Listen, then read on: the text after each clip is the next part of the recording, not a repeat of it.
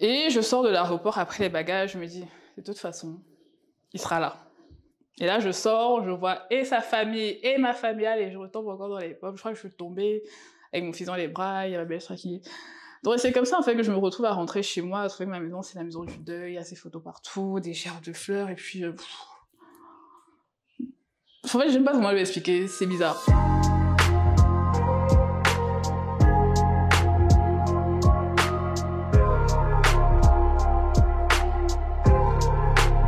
Bienvenue sur The Realness Podcast, votre safe space pour les trentenaires et plus, où on parle de sujets tabous qui nous concernent entre nous.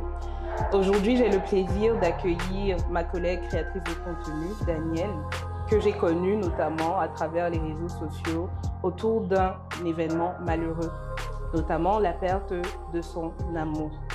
Bienvenue, Danielle. Merci Inès de me recevoir et félicitations pour ton podcast. Merci beaucoup. Alors, comment tu te sens aujourd'hui? Comme un jour de semaine en Écosse. Samedi? Bon, comme un week-end d'une mère célibataire avec beaucoup de travail. Fatiguée, mais contente d'être là. Ok, en tout cas, ça ne se voit pas que tu es fatiguée. Alors, avant qu'on entre dans le vif du sujet, on aimerait bien savoir c'est qui Danielle. Nous, sur les réseaux sociaux, on te connaît en tant que Fine Sauté, puis Darling Black, mais derrière, il y a Danielle Nono. C'est qui Danielle Nono? Danielle Nono, c'est une jeune Camerounaise. On est encore jeune, non? Oui. Ok. C'est une jeune Camerounaise née à Yaoundé, grandie à Bafoussam avant d'aller à Bordeaux en France. J'aime le Cameroun, je n'ai pas d'argument pour expliquer le fait que j'aime le Cameroun. Et donc voilà, je suis maman d'un petit garçon qui aura 5 ans en décembre, donc j'ai 32 ans, j'ai 33 ans en décembre. Et grosso modo, voilà, je suis créatrice de contenu, comme tu l'as dit, et directrice d'une agence de communication. Je fais un peu la folle sur les réseaux, je suis pas très sérieuse comme personne. Bon. Donc voilà, je sais pas ce que je peux dire de plus. Ok. On parlait tout à l'heure du fait que tu es très présente sur les réseaux sociaux. Comment tu en arrives là? J'ai commencé les réseaux sociaux en 2014. Globalement, si tu veux, ça a commencé bizarrement par la couture. C'est-à-dire que j'ai une passion pour la couture. Et étant étudiante, c'était l'époque où Chris Brown a commencé à porter du pagne. Okay. Tout le monde avait envie de porter du pagne, machin. Sauf que bon, tu vis en Europe, avoir un vêtement en pagne, ça coûte hyper cher. Bon, moi qui suis très tactile, j'ai commencé à faire de la couture. Et j'ai une amie gabonaise qui me dit, pourquoi tu fais pas un blog où tu expliques aux gens comment avoir des accessoires faciles? Donc j'ai commencé par là. Ensuite, j'ai commencé à faire de la promotion de services et produits d'Africains en général. Et ça s'est déporté au fur et à mesure vraiment à faire des reviews de produits et des services partout où j'allais qui étaient centrés chez les Africains. C'est comme ça que j'ai commencé le blog qui s'appelait finesauté.com à l'époque. Et bon, avec l'avancée de la communication, je suis devenue créatrice de contenu comme ça. Donc ça s'est fait progressivement, mais c'est comme ça que ça a commencé. Donc aujourd'hui, je suis Darling Black pour ceux qui me suivent sur les réseaux sociaux. Et voilà. Ok. Bon, on va rentrer dans le vif du sujet, qui est en général la deuxième partie de notre épisode. On a annoncé dès le départ qu'aujourd'hui, on allait parler de la perte de... Est-ce que tu le qualifierais d'âme sœur? Parce que dans le titre de l'épisode, c'est bien la vie après la mort de son âme sœur. Ouais, malheureusement, oui, je dirais âme sœur. Pourquoi? Bon, essayons de remettre un peu le contexte. Comme je dis, j'ai fait mes études en France et quand je reviens en 2016 pour un stage en Master 1, je faisais négociation commerciale dans une école de commerce. Donc j'ai trouvé un stage ici et je viens en stage tout simplement. Et je crois que je suis arrivée un jeudi et un vendredi dans les ambiances, c'est quand tu es bengué, tu viens de rentrer. Voilà, mise à jour, coiffure, patati patata. Et du coup, le vendredi, je sors avec un grand frère et donc, je suis repérée, voilà, tu vois, la chair fraîche, tout ça, petite benguise. Bref, connais, je t'apprends rien. Donc, c'est comme ça que il me repère. Après, bon, il a créé un faux truc là avec mon pote. Genre, il m'invite au restaurant, mais après, mon ami se désiste, je me retrouve à ta tête. Bref, c'est comme ça que ça a commencé. Et à partir de ce jour-là, vraiment, on était ensemble. Et comme je dis, c'est tragique dans le sens où c'est vraiment mon âme sœur, parce qu'à partir de ce jour-là, on ne s'est réellement plus quitté, même si on vivait une relation à distance. Dès ce jour-là, je peux quasiment dire que c'était un coup de foudre. On savait qu'on allait finir notre vie ensemble, que voilà, dès le début, je crois qu'au bout de 2 semaines, il m'a demandé, Mike, papa, pardon, je sais pas si on t'a demandé quelqu'un dans la sorcellerie, on s'aime, mais... Au bout de 2 semaines? Oui. J'avais pas fini mes études, et puis je me suis dit, bon, de toute façon, on est là, non. Donc, maintenant, dans 2 ans, dans 15 ans, c'est pas machin. Donc, on a vraiment eu un coup de foudre. On a vécu une vie... on a vécu 6 ans de relation qui étaient... j'ai souvent, pour la croyante que je suis, souvent, on veut dire que je ne sais pas si je vais retrouver ça. C'était vraiment... c'était parfait. Il n'était pas parfait, mais notre relation était parfaite à mes yeux. Et on a eu un fils en 2019. On a eu Corona, on a été séparés longtemps, mais après, c'était super. Et puis, on était dans les préparatifs du mariage quand, du jour au lendemain, il est décédé. Il s'en est allé. Donc voilà, c'est là vraiment où, j'aime souvent le dire, ma deuxième vie a commencé. Parce que j'avais pas 30 ans, j'avais 29 ans à l'époque. Je rentrais définitivement au Cameroun parce que j'étais toujours entre deux. Donc il est décédé 2 jours avant mon retour définitif. Donc, je veux dire, pendant la période de deuil, il y a mes affaires qui arrivaient encore. Donc, si tu veux, je me retrouve un jour de septembre avec un enfant qui n'a pas 2 ans, un mariage qu'on commençait à préparer. La personne avec laquelle j'étais censée vivre le reste de ma vie, il n'est plus. C'est lui qui gérait les factures. Bon, bref, bête à dire, mais j'ai l'impression de me retrouver SDF, avec un enfant dans les mains, dans un pays qui est certes le mien, mais moi, mes parents vivent en Europe. Donc, c'est pas comme si j'ai une maison familiale dans laquelle je vais dire, OK, au pire des cas, toute ma famille en Europe, je rentrais pour me marier avec mon fiancé, avec mon enfant, donc avec un foyer qui gérait dans le sens où c'était prévu que j'ouvre mon agence de com. Donc, voilà, tu as ton backup. Tu te dis, OK, un homme qui supporte le business, enfin, les ambitions de sa femme, de toute façon, je suis là. Donc, prends le temps que tu veux pour t'établir, machin chouette. Ouais, donc il décède 2 jours avant mon retour. Donc en fait, je rentre, je retrouve ma maison qui est la maison du deuil. Voilà. Donc gros choc. Comment tu fais? Donc c'est là que je dis, j'ai fait une entrée dans la trentaine très fracassante. Vraiment, c'était pas prévu. J'imagine bien que ce n'était pas prévu. Ouais. Mais avant qu'on ne revienne peut-être vers les circonstances dans lesquelles ça s'est passé et comment est-ce que ça a chamboulé ta vie à tout jamais, tu as dit tout à l'heure que votre relation était parfaite à tes yeux. Oui. Aujourd'hui, avec du recul, qu'est-ce qui, pour toi, a fait que cette relation soit parfaite? C'est qu'elle a bien enseigné. Qu'est-ce qui fait que ça a été parfait? C'est tout simplement que c'était, je pense, quelqu'un que j'ai rencontré, j'avais 23 ans. Bon, quand tu fais le lycée, là on parle d'un point de vue relationnel. Quand tu es au lycée, tu découvres que tu es une femme, les hommes et les femmes on se découvre. Je suis à l'étranger, donc on est étudiant, enfin il y a un peu plein de trucs qui font que bon, nous on fait partie des soldats de Dieu qui n'ont pas la chance de rencontrer leur mari en seconde, ils se marient. Donc nous on est obligé de goûter tous les dragons du quartier. Avant de tomber sur le prince charmant. Donc oui, c'est quelqu'un que j'ai rencontré, on avait 13 ans de différence, mais ça se voyait physiquement pas. C'est quelqu'un qui m'a soutenue dans mes études, c'est quelqu'un qui m'a appris à m'affirmer en tant que personne, pas seulement en tant que femme. C'est quelqu'un qui était certes mon aîné, mais qui m'écoutait beaucoup, qui prenait beaucoup conseil envers moi. C'est quelqu'un qui m'a beaucoup protégée de beaucoup de choses. Vraiment, je peux dire qu'il a été pour beaucoup dans la femme que je suis, mais sans avoir cette aura paternaliste. C'est vraiment, je suis là pour toi, je suis ta personne. Enfin, genre, tu pouvais compter sur moi. Et j'ai toujours été quelqu'un de très indépendant. Donc, c'était tellement reposant pour une fois d'avoir quelqu'un à côté de qui en fait, tu n'as rien à réfléchir. Je veux dire, il n'y avait pas de problème. Je suis quelqu'un qui pleure facilement, qui s'énerve facilement. Toi, tu pleures pourquoi? Quand je suis là, pourquoi tu pleures? Quand je suis là, pourquoi tu es stressée? Tu vois, c'est des bêtes trucs du genre, pendant ma grossesse, ça va, non, ça va pas trop. Qu'est-ce qu'il y a? Oh, j'aime pas quand tu es comme ça. Petit virement pour dire que, tu vois, c'est pas forcément, c'était une question d'argent, mais c'est pour dire que, ok, je suis pas, parce que j'étais en France, mais j'étais ici, se dire que je peux pas être, je suis pas là. Mais je ne conçois pas que tu aies un mois de malaise, quelqu'un qui t'écoutait. Vraiment, je veux dire, c'est quelqu'un qui était...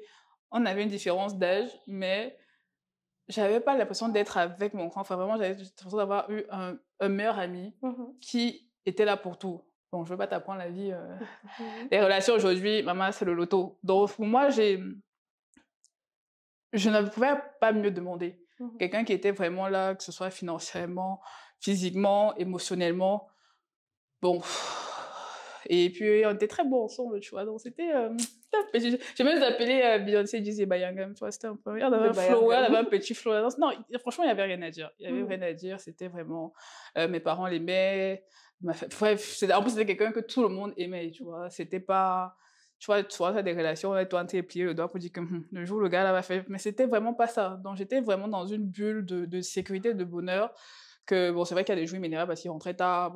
Mais rien de majeur, rien d'insupportable. Et vraiment, la vie, j'étais très excitée par la vie qui nous attendait. Et la venue de notre fils encore, c'était encore la meilleure chose que je pouvais lui offrir, c'était un enfant.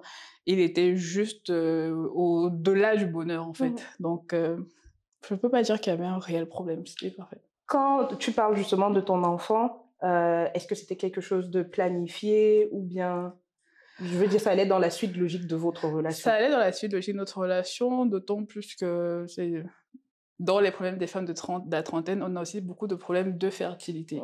Donc, j'ai le syndrome polycystique ovarien. Donc, on a mis peut-être 4 ans j'ai pas pu tomber enceinte. Donc, du coup, j'ai dû suivre un traitement pour finalement pouvoir tomber enceinte. Donc, je peux pas dire que c'était un gros combat, mais c'était une petite victoire. Donc, oui, c'était quelque chose vraiment qu'on avait souhaité. Et on était bien content que je sois enceinte et qu'on attende cet enfant. Donc, l'enfant était planifié et le mariage, c'était quelques temps après? C'était prévu, ouais, pour mon début de trentaine, en fait. Et quand tu décides finalement de venir t'installer au Cameroun, c'est quand tu avais déjà terminé tes études, si je me rappelle bien? Oui, j'avais fini mes études. Parce qu'on s'est rencontrés, j'étais en Master 1. Dans Master 2, j'ai fini mes études. Après mon Master 2, je suis revenue 1 an au Cameroun pour voir comment se porte le marché du travail. Après, on s'est rendu compte de mes problèmes de fertilité, donc je suis rentrée en France pour suivre mon traitement et je suis revenue, je revenais de temps en temps, c'est là où je suis tombée enceinte, donc pendant ma grossesse, j'ai pas voyagé et après avoir accouché, directement est tombé dans le corona. Donc, il a vu son fils au bout de 7 mois parce que j'ai accouché en décembre, on nous a bloqués en mars jusqu'à juillet, je crois. Donc, vraiment tout, oui. Donc, on a vraiment eu... Et du coup, dès que Corona est parti, et dès qu'on a ouvert les frontières, direct, on est venu, mais ça faisait déjà... Le petit avait déjà 7 mois. Donc, c'était aussi un peu difficile pour lui de rester 7 mois sans pouvoir porter son fils, tu vois. Donc, c'est un peu comme ça que notre vie a été rythmée entre la France et le Cameroun pendant cette période-là. Donc là, c'était vraiment, OK, on a l'enfant... on a prévu de se marier, j'ai fini les études, je sais ce que je veux faire, bon, je rentre. C'est comme ça que je vais définitivement prendre mes affaires pour rentrer au Cameroun. C'est dans ce contexte-là. Ok. Donc, si on essaye de calculer, quand tu reviens au Cameroun, le petit Aaron, il a 7 mois. Ouais. Et entre le moment où vous arrivez au Cameroun et le moment où finalement ton fiancé décède, il se passe combien de temps? 1 an, très exactement. 1 an exactement. À quoi ressemblait cette année? Oh, franchement, toi, au Cameroun, avec ton fils, ta petite famille? Non, mais c'était parfait. Vraiment, on a besoin que je vais exagérer quand je disais parfait. C'était parfait parce qu'il était où il devait être. Il était content d'avoir son fils. Forcément, quand tu rentres, il y a le tour des familles. Bon, il prenait son travail de père très au sérieux. Et c'est quelqu'un qui était très responsable, donc il y avait pas de... J'étais pas inquiète. Pareil, si je voulais sortir, pardon, sors, laisse-moi mon fils. Bref, j'avais rien. J'avais besoin de rien, je manquais de rien, mon fils ne manquait de rien. On planifiait l'avenir, c'est-à-dire ouvrir des comptes départ, ce genre de choses. Franchement, c'était une année normale, avec un jeune couple qui a un enfant et qui se prépare à se marier. Et voilà, et même 3-4 jours avant son décès, il allait inscrire son fils à l'école. C'est pour ça que mon fils est toujours dans cette école-là, parce que je me dis, c'est la chose que son père a choisie, tu vois, par exemple. Donc, il y a eu des choses comme ça. Il n'y avait pas de... On faisait des sorties en famille, on a fait quelques voyages, on a... Rien de bien. Rien de bien spécial. Bon, c'était une première année d'un couple, ouais. Peut-être si on aurait pu faire d'autres choses, mais bon, on n'avait pas le timing de Dieu. Bon. Par la suite, après cette année-là, son décès arrive et il tombe comme un coup de massue. Personne ne s'y attendait. Pas du tout, parce que Donc, j'étais en France, donc du coup, 1 an juste après, comme mes parents vivaient en France, donc je suis partie en France avec mon fils, ouais, pour voir la famille. Enfin, des vacances, quoi. Mhm. C'était notre naturel d'avoir des vacances annuelles. Ça, il y tenait parce que, bon, vu qu'on a des familles à côté, donc chaque année, on allait en vacances. Voilà, comme je te dis, 2 jours avant mon retour, ma belle-sœur qui m'appelle. Enfin, si tu veux, on avait une tradition, enfin, même pas une tradition, une routine. Moi, quand je me lève le matin, comme on a l'habitude les 3 premières années de vivre un peu à distance, Mhm. moi, le matin, je l'appelle. Surtout que la veille, vers 00h30, il m'envoie un message: «Est-ce que tu dors?» Et je dormais déjà parce que j'étais en train de faire les valises. Donc, je pense dans la journée, j'avais marché et tout ça. Donc, j'étais fatiguée et je vois juste un message: «Est-ce que tu dors?» Bon, quand je me lève le matin, je lui dis: «Oui, je dormais, machin», et bon, il répond pas. Je me dis: «Peut-être il est sorti la veille avec ses frères», et je fais ma vie, sauf qu'à un moment donné, c'est quand même bizarre. Je veux dire, même quand il a bu, bon, c'est qu'il faisait pas parce qu'on essayait d'avoir un deuxième enfant, heu, mais 6h, 7h, il répond pas, c'est bizarre quand même. Donc j'appelle, il répond pas. Il m'avait demandé de lui faire une course et quand j'essayais de retirer l'argent, ça passait pas. Donc j'étais en train d'appeler, puis j'ai essayé d'appeler la bancaire: «Pourquoi mon argent ne passe pas?» machin chouette, et il répond pas. Donc j'appelle sa sœur, je lui dis: «Est-ce que tu peux essayer d'appeler ton frère? Parce que là, j'essaie de l'avoir, il m'a demandé de lui faire une commission et j'y arrive pas et je suis en train de boucler les valises». Elle essaie de l'appeler et puis je fais mes trucs, hein, je vais faire ma lessive, je fais mes bagages, tout, et à un moment, ma belle-sœur m'appelle,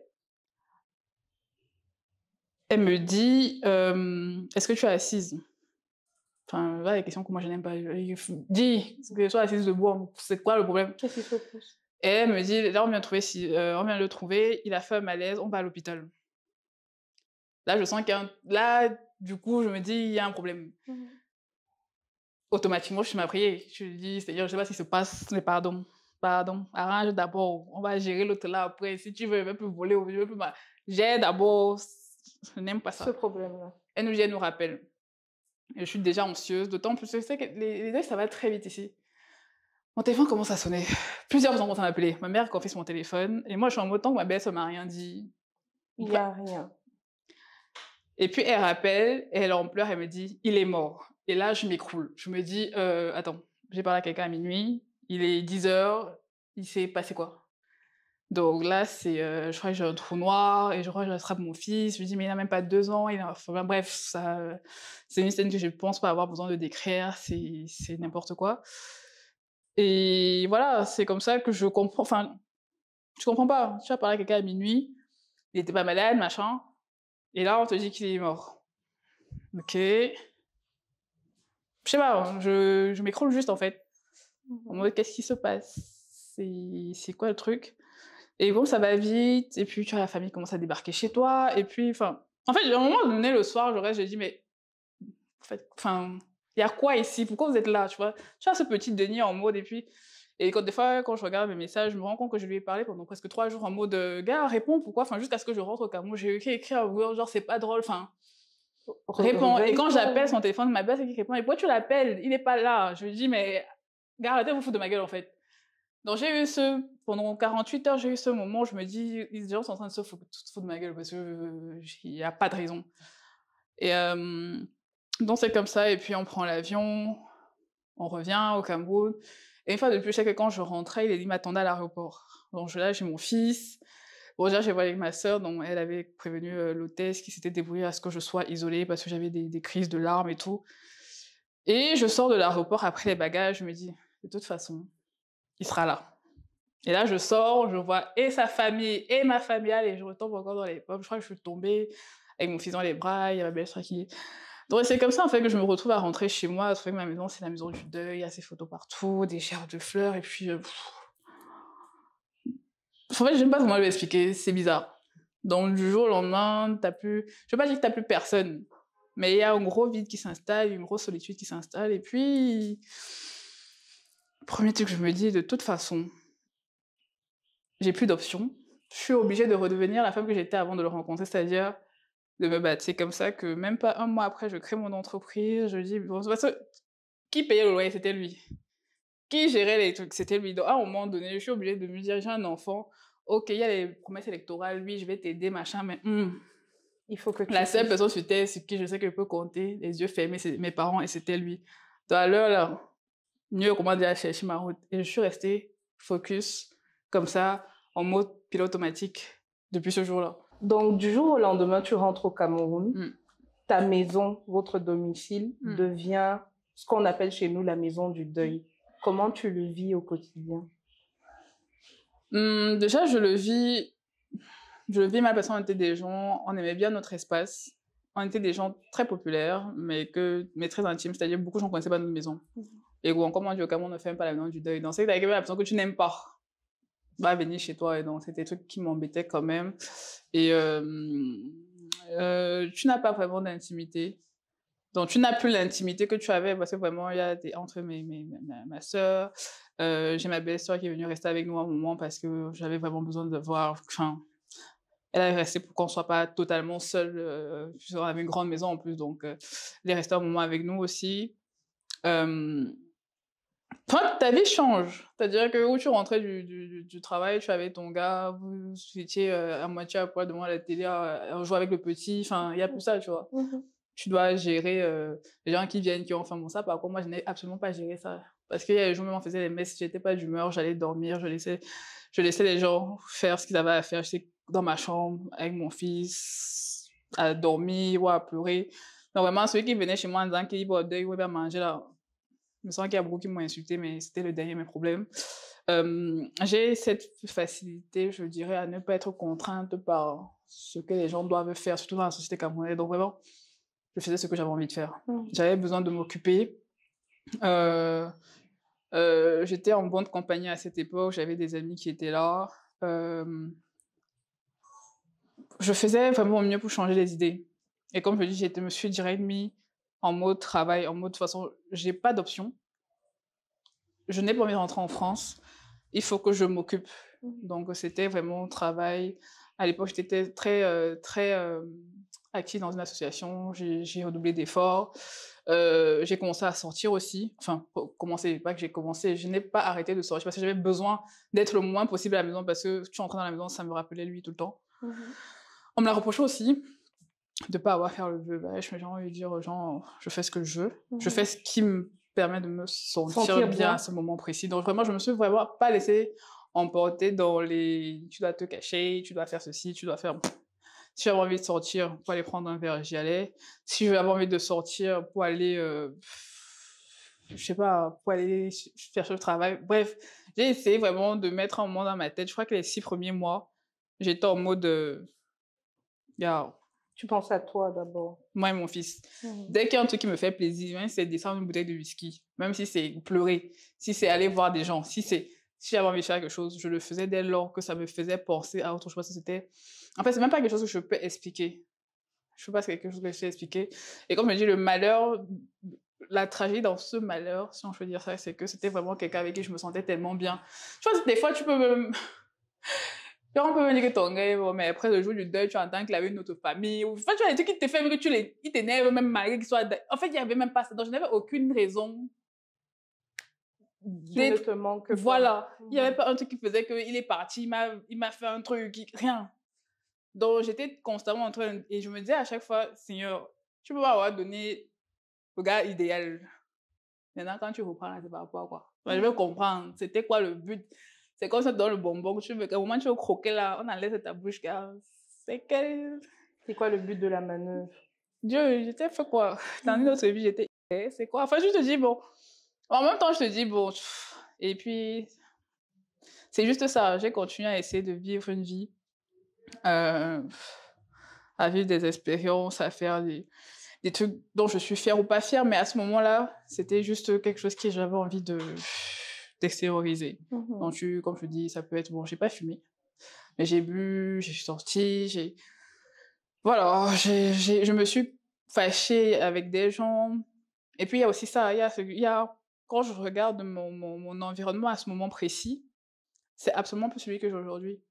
Parce qu'il t'arrive des choses, tu peux faire des choses, tu peux dire des choses de manière naïve ou pas, et les gens ne le comprennent pas toujours. Donc, je pense que je me suis aussi séparée de beaucoup de gens à cause de... Peut-être j'étais amère, je sais pas. Je sais simplement que j'ai eu... Après ça, j'ai eu beaucoup de fractures avec beaucoup de personnes. Je veux dire, les gens avec qui je traînais même, ce que j'appelais mes amis, aujourd'hui, on se parle même pas parce que Comme je leur ai dit, à un certain moment, vraiment, j'ai peut-être fait des trucs, mais je sais pas, il y a des comportements, il y a des ressentis que tu ne peux pas expliquer à quelqu'un. Tu ne peux pas lui dire comment tu te sens, donc ce qui peut avoir peut-être une implication sur ce que tu as fait, ce que tu as dit. J'étais dans un mode tellement je m'en foutiste que peut-être j'ai souvent tout mélangé. Et voilà, les gars, tu es perdu. Honnêtement, tu es perdu parce que c'est comme ça. Je pense que ça peut être la même chose avec le décès d'un parent. Ça peut être même la même chose avec le décès même d'un ami avec qui tu es très proche. Je pense que les décès impactent différemment. Et là, le fait que ce soit aussi brusque, ce soit car tu es là, tu sais que dans 3 mois tu te maries, tu as déjà pensé à ta robe, donc c'est un rêve donc on dit qu'on a fendu. C'est trop net, c'est trop brusque. T'as un enfant, tu sais pas, moi jusqu'aujourd'hui j'ai mes 2 parents, je sais pas c'est quoi élever un enfant seul. Je n'ai jamais souhaité avoir un enfant élevé seul, c'était même parmi ma liste des pires choses à faire. C'était d'avoir élevé un enfant seul, donc j'ai souvent le dire, je suis en train de le vivre. J'avais absolument pas envie. Tu sais, quand tu fais ta liste quand tu es jeune de ce que tu as envie de faire, ça, voilà, j'avais pas envie d'avoir des enfants de pères différents. Ah, maman, aujourd'hui, là, il n'y a plus d'options. Donc, tu vois que là, tu te retrouves vraiment, beaucoup de choses te sont chamboulées. Et malheureusement, ou heureusement, tu vas te retrouver avec des gens qui vont le comprendre ou non. C'est pas de leur faute. C'est pas de la mienne non plus. Mais c'est fait seulement des expériences de vie qui vont vous séparer. Donc, émotionnellement, dans ma tête, je peux pas te dire ce qui se passait. J'étais en mode survie dans beaucoup de choses, ce qui fait qu'aujourd'hui, et je ris parce que je sais que ces personnes-là vont voir. Et vraiment, si je peux me permettre, hein, je dis toujours, je suis pas quelqu'un de méchant, je suis quelqu'un de très maladroit, je n'ai jamais fait quelque chose pour blesser quelqu'un, mais vraiment, c'était vraiment une période assez sombre. Et que, quand bien même tu es proche de moi, je te dis que tu comprends, en fait, il y a beaucoup de choses que tu peux pas comprendre. Donc voilà. Donc, même si vous êtes toujours fâchés, ça vous conseille, je vous aime. À part 2-3 personnes. Un petit message. Un petit message. Mais chacun reste quand même chez lui. On se pardonne, mais c'est bon. Mais on s'aime de loin. On s'aime de loin, parce que je pense que j'ai changé, il y a des choses que j'admettrais plus. Et puis voilà, ça fait partie des expériences qui te changent, tout simplement. Donc je suis... j'ai appris beaucoup. Et tu vois, on avait un système de vie où franchement, j'étais sa petite princesse. J'avais droit à tout ce que je voulais. Donc, on avait une grande maison avec piscine. C'est moi qui donnais des fêtes, des machins tout le temps. Et aussi, là, tu te rends compte de ce que, dans la société africaine, le fait que tu sois, entre guillemets, mariée, t'apporte, enfin, mariée et, je vais pas dire riche, on n'était pas riche, mais on n'avait pas à se plaindre, t'apporte comme personne autour. Parce que du coup, j'ai plus ma voiture, j'ai plus la maison avec la piscine, je donne plus des fêtes, machin.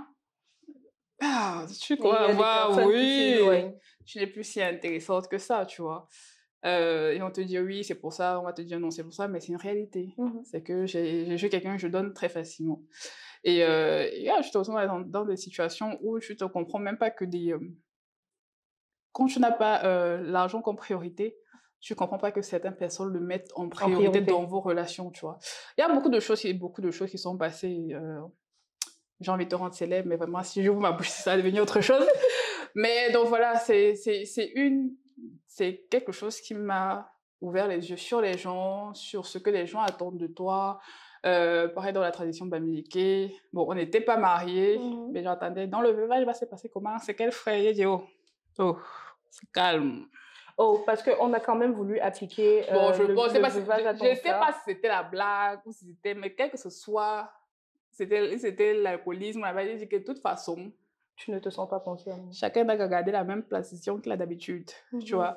Donc, il y a beaucoup de choses, c'est comme, tu vois, c'était, on va pas dire ses amis, mais des connaissances aujourd'hui te draguent et tout. Je dis que donc, depuis là, tu me guettais.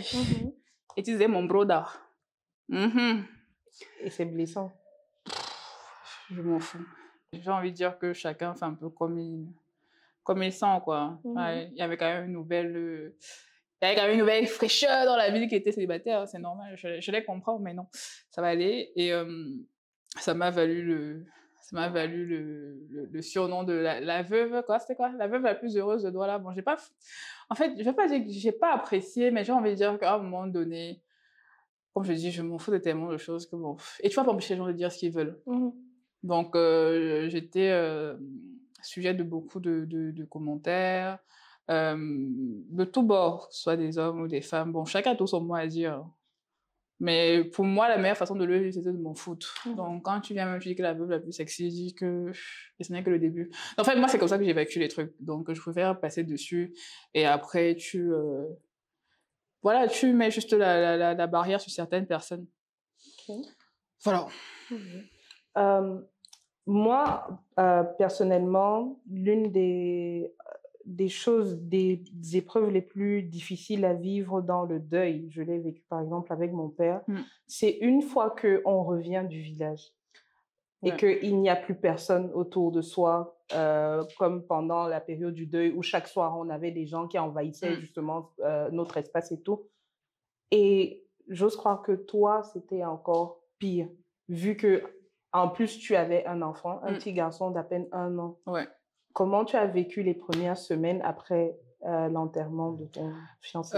Malheureusement, son enterrement a pris beaucoup de temps. C'était pour des raisons familiales sur lesquelles je n'avais aucun contrôle. Parce qu'on l'a enterré pratiquement 5-6 mois après. Donc, tu as d'abord la période de l'attente de 5-6 mois là où en fait tu es entre deux. Et c'est pendant cette période-là que j'ai créé mon entreprise, que j'étais vraiment plus concentrée sur l'entreprise. C'était vraiment ça le truc. Et donc oui, après, il y a le deuil. Il y a ce fameux moment où tu as toutes les célébrations. Et bon, je sais pas si c'est parce que j'ai grandi en Europe, mais je suis pas friande de tout ce qui est les messes, les veillées. Vraiment, c'est un truc qui m'emmerde au plus haut point. Vraiment, ce n'est pas contre quelqu'un. C'est que même quand j'ai des amis, vraiment, quand je parle à ta veillée, j'ai beaucoup fait. Parce que, en fait, dans le deuil, je ne sais jamais quoi dire à la personne. Donc, je me dis toujours que je préfère être présente après, quand effectivement, il n'y a plus cette personne-là, que forcément, pendant tout le machin, tu as tout le monde. Donc, oui, il fallait faire. J'ai pris beaucoup. Enfin, j'avais pas vraiment le choix. Je devais être là. J'ai eu la chance d'avoir une belle famille qui, malgré le fait qu'on ne soit pas mariés, m'a intégrée vraiment dans tout, dans les choix de ci, de ça. Bref, vraiment, j'ai été traitée comme si j'avais été son épouse, même si ce n'était pas le cas. Et vraiment, je les remercie pour ça. Parce qu'il y a une chose aussi qui s'est passée, c'est que, comme j'étais à Paris au moment où il décède, la première chose que mon père dit quand il arrive à la maison, c'est heureusement que je n'étais pas au Cameroun. Parce que c'est dans le deuil aussi que tu vois le vrai visage des gens. J'aurais été à la maison, sachant qu'il est décédé, il a eu une embolie pulmonaire dans son sommeil. Comment j'aurais expliqué que moi, je suis couchée avec mon gars à la maison, je me lève le matin, il n'est plus vivant. Tu vas expliquer ça comment? Or là, première des choses, je ne t'aime pas d'abord là. Donc, ça évitait déjà que sur moi, on ait jeté un approbe ou une certaine suspicion. Et vraiment, c'est là où je remercie Dieu parce que la nuit, le décédé, c'est cette nuit-là que je devais rentrer. Et je ne sais pas pourquoi finalement j'avais repoussé mon billet. En fait, des fois, tu restes sur ta soie et tu te dis, la fête serait pu vraiment mal tourner. Donc, du coup, je pense que ça a aussi permis que la famille vraiment m'accompagne. Sachant que ma famille n'est pas ici, je ne peux pas te mentir. Et tu connais toujours au Cameroun, on dit que la belle famille, c'est les poisons, machin. C'est souvent vrai, mais dans mon cas, jusqu'aujourd'hui, c'est des gens qui sont toujours là pour moi. Même si tu as toujours deux, trois chèvres, deux, trois brebis galeuses qui traînent dans le coin. Enfin, brebis galeuse, c'est un gros mot. Ça veut dire qu'il y a des gens avec qui, bon, c'est plus comme avant. Le courant passe moins. Mais je veux dire que c'est des gens avec qui j'ai des beaux-frères, quand je reste, si j'ai un problème, si je l'appelle. Mais puis, j'appelle pas les gens quand j'ai des problèmes en général. Donc, même le fait seulement que Aaron puisse aller voir ses cousins, que ses tantes viennent le voir, j'ai des activités, même dans mon entreprise qui m'envoie des clients. Vraiment, j'ai gagné vraiment une deuxième famille. Vraiment, pour ça, je remercie vraiment le ciel. Donc, il y a ça. Je me suis jamais vraiment sentie totalement seule, mais ils m'ont vraiment, vraiment, vraiment encadrée. Et, mais comme je dis, je suis quelqu'un de très prudent. J'essaie toujours de faire mes choses toute seule, vraiment, au mieux que je peux. Je mets mon sac où je peux décrocher. C'est comme ça. Après, il a fallu déménager. Beaucoup de gens ne savaient même pas que j'allais déménager. J'ai même des amis qui se sont fâchés parce que j'ai déménagé. En fait, on veut dire, il y a des choses que on veut dire ça.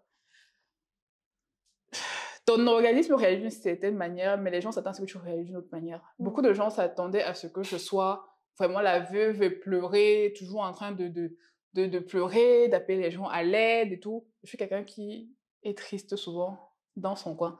Donc, à partir du moment où je traverse ma maison, je sors là. Je suis la Danielle folle que vous voyez. Les gens se demandent que la fille, c'est même en deuil. Je dis donc, c'est quoi? Il faut que je me roule au carrefour. Pour que vous constatiez que je souffre. Si c'est ça que vous attendez, vous allez attendre longtemps. Mais en attendant, voici comment je suis. Donc, même pour déménager, je me suis dit, j'ai pas envie que quand j'ouvre un carton, je me mets à chialer, qu'il y ait toute la population qui vienne. Donc quand je déménageais, il y avait peut-être 2-3 personnes qui savaient que je déménageais. Donc certaines personnes me dit oui, tu dis qu'on est amis, mais tu déménages, on est pour... Oh, ça, gars, chill. Enfin, je veux dire, en quoi ça change Notre amitié? En quoi c'est important là tout de suite? Et puis, il y a des gens, quand tu les appelles, j'ai besoin de toi aujourd'hui, non, je viens que demain. Ah, moi, les choses que je n'aime pas. Je fais ce que je sais que je veux gérer. Donc, il y a plein de petits trucs comme ça qui se sont passés. Et je ne me suis pas retirée. C'est juste que c'est comme ça que j'ai trouvé la manière de gérer, de gérer mon deuil, en fait. Donc, oui, voilà, globalement. Je suis quelqu'un de... Je vis bien ma solitude. Parce qu'avant, de toute façon, quand j'étais pas dehors, j'étais avec mon gars et mon fils. Maintenant, je suis juste à la maison avec mon fils. Et ma famille, parce que, bon, j'ai peut-être pas ma famille nucléaire, mes parents et mes frères, mais j'ai des cousins, j'ai des tantes qui sont là à chaque fois qui sentent que j'ai une baisse de régime, qui viennent juste aussi à la rescousse. À la rescousse. Justement, ils viennent pas parce qu'il y a un problème, mais au moins pour rester là, pour taper les divers, et ça aide. Ça aide. Donc, je suis pas complètement seule. Et voilà, tout simplement. Ton fils aura bientôt 5 ans. Et c'est un petit garçon. Et chez nous, on dit bien que le papa joue un très grand rôle dans l'éducation des garçons. Comment tu abordes son éducation aujourd'hui que son papa n'est plus là? Ben, facilement. Je ne sais pas quoi dire. Mon fils, c'est un garçon, ceux qui me suivent sur les réseaux sociaux savent, très poli, très affectueux. Il est très bien entouré. J'ai mon frère, j'ai ma famille. Et malgré tout l'amour que j'ai pour son père, il faut que je refasse ma vie. Donc, j'ai quelqu'un dans ma vie aussi qui essaye. En fait, je ne veux pas dire que j'ai un mode d'emploi, mais je pense qu'en termes de... Il n'a pas une figure parentale, homme, mais il y a quand même assez d'hommes autour de lui pour, voilà, pour donner ce petit côté masculin. De toute façon, il sait qu'il y a papa, il y a maman. Il reconnaît très bien son père. J'essaye. C'est pour ça qu'il garde le cocon avec sa famille paternelle qui... Donc, pour la mémoire de son père, il n'y a pas de problème. Maintenant, pour le reste, si Dieu me fait la grâce de me donner un autre mari, Seigneur, c'est ma prière. On te le souhaite. Amen. Donc, si Dieu me fait cette faveur une fois de plus, ce sera avec plaisir. Mais... voilà, il faudra quelqu'un qui puisse autant être mon ami, mon amant, mon mari, qu'être un bon père pour mon fils et pour nos futurs enfants, je l'espère. Donc, vraiment, j'ai pas de réponse à ça. Je fais du mieux que je peux. J'essaie juste de lui donner beaucoup d'amour, d'affection et d'avoir l'éducation comme celle que j'ai reçue, vraiment un mix entre le bon et le méchant flic. Je suis obligée de faire les deux. Et car je fais ce que je peux. Je fais ce que je peux et puis le reste, on verra bien. Est-ce que tu as déjà eu à expliquer à ton fils que son père n'est plus? Dans les mots genre papa, non. En fait, non, mais je pense qu'il a compris. Hein. Enfin, il sait que son père n'est plus là. Et j'essaie quand même tous les ans, 1-2 fois par an, l'emmener sur la tombe de son père. Je ne sais pas comment lui expliquer, mais s'il me pose une question, je vais lui répondre de la manière la plus terre à terre qu'il puisse. Donc voilà, je pense qu'il a compris. Et je me dis que vu que ça arrivait, il était encore très jeune, le manque n'est pas le même. Même s'il a passé une merveilleuse année avec son père, je pense que le manque n'est pas le même. Et je n'ai jamais entendu exprimer un sentiment de peine ou de manque. Voilà, je lui répète, papa t'aime beaucoup. Quand on va sur la tombe, dis bonjour papa. Tu veux lui parler, tu lui parles. Bon, c'est un enfant, hein. Il dit bonjour papa, au revoir papa, après il est parti. Je fais mon devoir de mère. Et voilà, j'ai pas une séance où je suis assise. Mon seul souhait, c'est que d'ici qu'il commence à être un peu plus conscient qu'il ait vraiment beaucoup plus besoin d'une figure paternelle, je sois avec quelqu'un qui ait pris ce relais. Et comme je le disais dernièrement à la fête des mères, je ne suis pas la mère et le père, je suis la mère. Le père n'est plus là, mais je reste la mère. J'ai pas envie d'endosser le rôle de père. Et je veux juste que mon fils ait un nouveau père. Et puis basta, je fais mon niveau. À quel moment tu t'es sentie prête à reprendre ta vie en main, ta vie amoureuse notamment? C'est le grand... En fait, je suis quelqu'un qui va être aimé au feeling. Parce que... cet épisode va être extrêmement marrant. Parce que malheureusement, j'ai eu un coup de foudre pour quelqu'un 8 mois après son décès. On a eu une aventure qui s'est malheureusement, on veut pas dire que c'est mal soldée, mais j'ai eu une petite histoire. Et j'étais très surprise dans ma douleur de ressentir quelque chose d'amoureux pour quelqu'un, tu vois. Dans le sens où c'est quelqu'un qui m'a tout de suite apaisée, qui était là dans les moments où j'avais pas forcément... Ouais, tu vois, ce côté où tu redescends un peu de toute ta force, de ta masculinité. Voilà, il était là pour ça. Quand j'ai eu des problèmes, il était présent. Il s'est... même si aujourd'hui, Vous êtes distant. Même si aujourd'hui, on est distant et que j'ai souvent tendance à lui en mettre un peu plein la gueule, c'est vraiment quelqu'un qui était vraiment là pour moi. Et je pense que traverser cette période n'aurait pas été la même s'il n'avait pas été là. Parce que tu sais aussi, quand dans ce genre de situation, tu te dis, ok, j'ai 30 ans, j'ai un enfant, est-ce qu'un homme va encore me regarder de la manière la plus simple? Est-ce qu'un homme va encore être là pour moi, juste pas pour le sexe? Est-ce que même moi, je vais ressentir quelque chose pour quelqu'un? Et en fait, j'ai expérimenté cette relation-là, même si je savais qu'elle n'allait pas me mener à grand-chose. Je l'ai expérimenté simplement parce que à un moment, j'étais fatiguée de tout devoir me battre pour quelque chose, dans un certain sens. Et quand j'étais avec lui, vraiment, j'étais encore un peu en mode princesse. Bon, j'étais pas à 100% en mode repos sur lui, mais c'était agréable d'avoir quelqu'un que tu appelles pour aller faire les courses, que tu appelles pour aller manger, quand tu te sens pas bien, qui est disponible, qui vient te chercher au boulot tous les soirs. Franchement, ça a été ça pendant 1 an. Après, on s'est séparés. Et bon, je suis avec quelqu'un d'autre. C'est toujours le même délire. J'ai envie de dire, bon, il n'est pas très réseau, donc je suis pas sûre qu'il va regarder ça.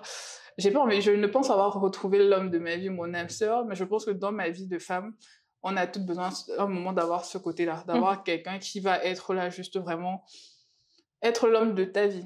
Je suis, comme je dis, quelqu'un de très sociable, très populaire, mais je suis quelqu'un de très seul aussi. Donc j'ai vraiment besoin d'avoir un repère, c'est-à-dire, je sais que si je vais aller manger, j'appelle mon gars.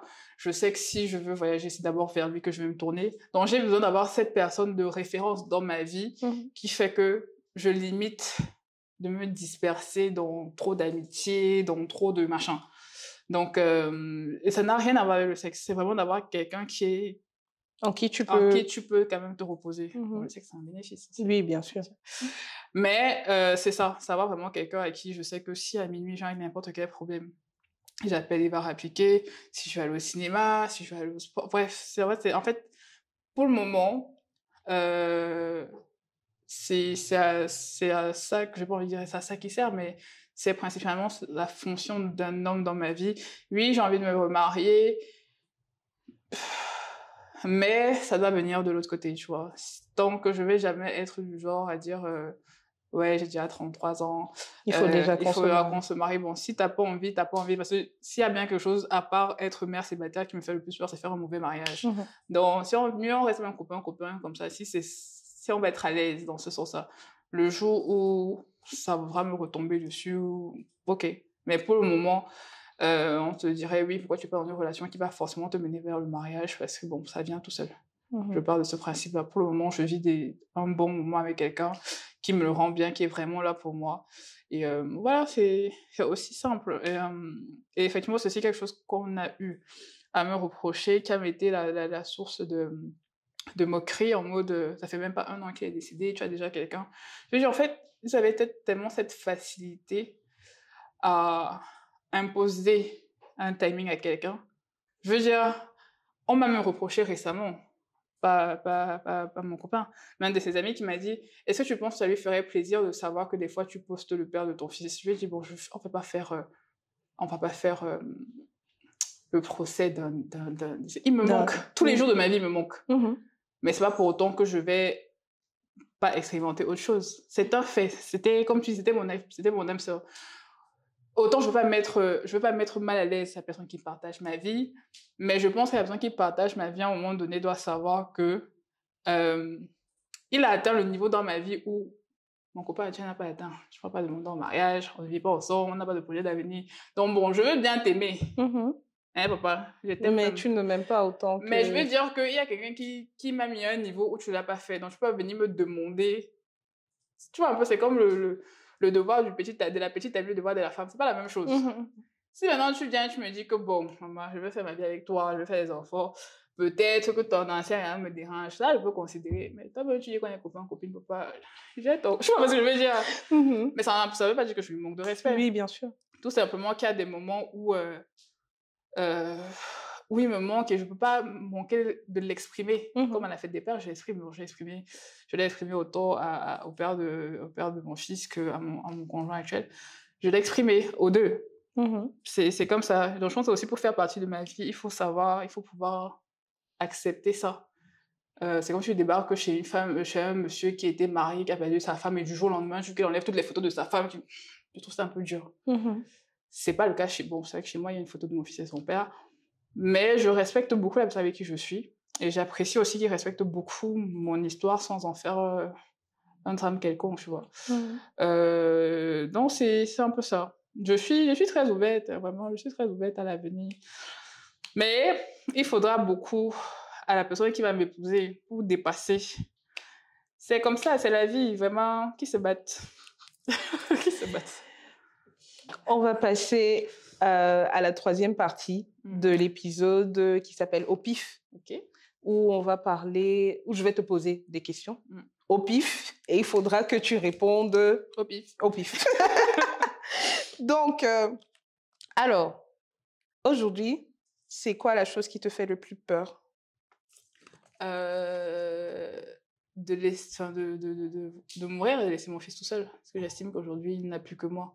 Enfin, théorie, non, il y a ma famille, machin, mais il n'a rien demandé, il est encore trop jeune.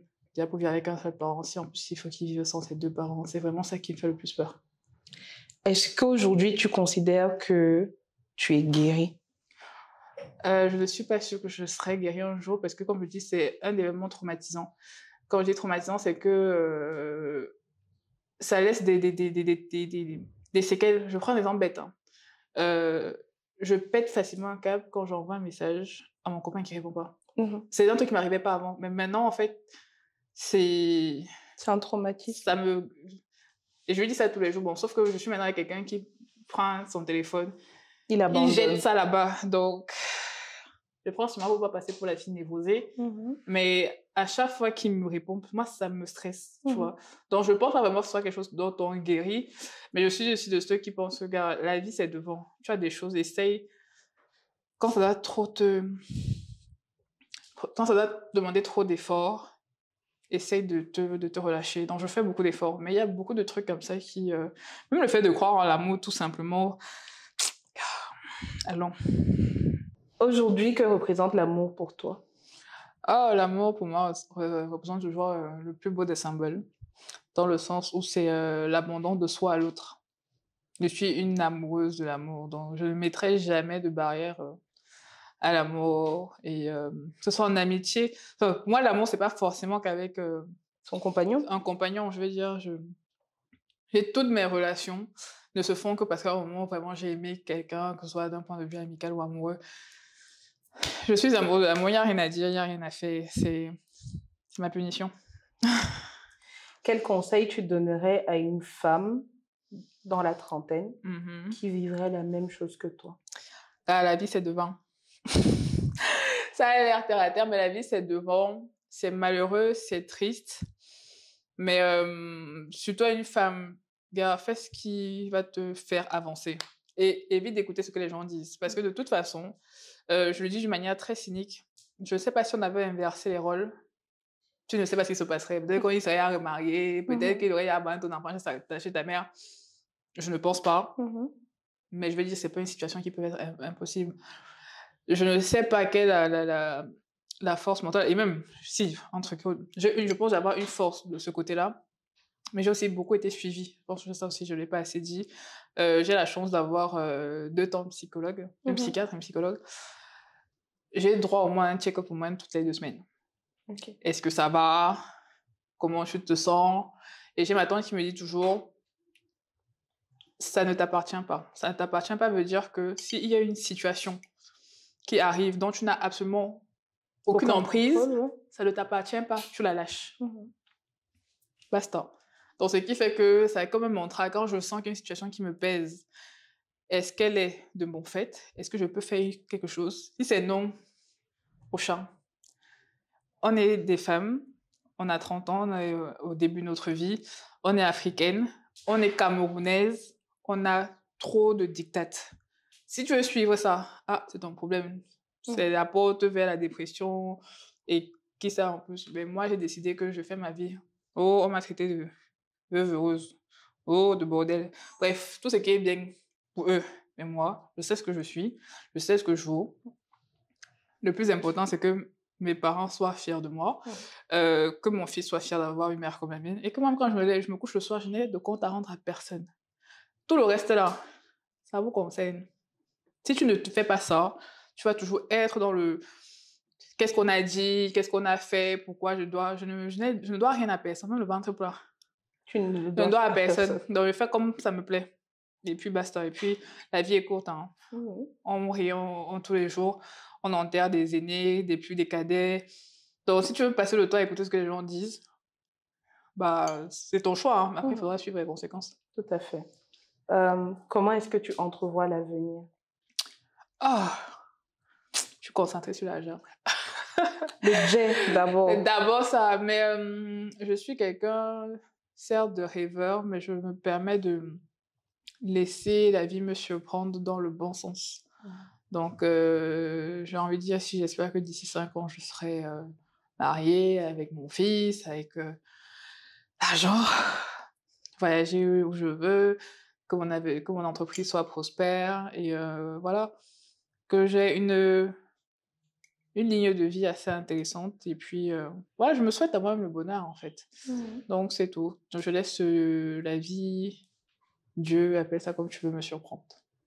Et c'est tout le bonheur qu'on te souhaite. Merci. Merci encore de t'être joint à moi aujourd'hui sur le canapé de The Realness Podcast, de t'être livré autant. On espère pouvoir continuer la conversation. Pour mon mariage. Notamment. Mais aussi avec notre communauté. Et une fois de plus, tout le bonheur du monde, tout l'argent que tu veux. Surtout, restons concentrés. Mais aussi un véritable compagnon à tes côtés. Merci. Ce n'est absolument pas une pression pour mon chéri actuel. Sens toi libre de partir si tu veux. Je te remplacerai. Non, je rigole. Merci beaucoup. À très bientôt. Merci. Et longue vie à The Realness Podcast. Bye bye.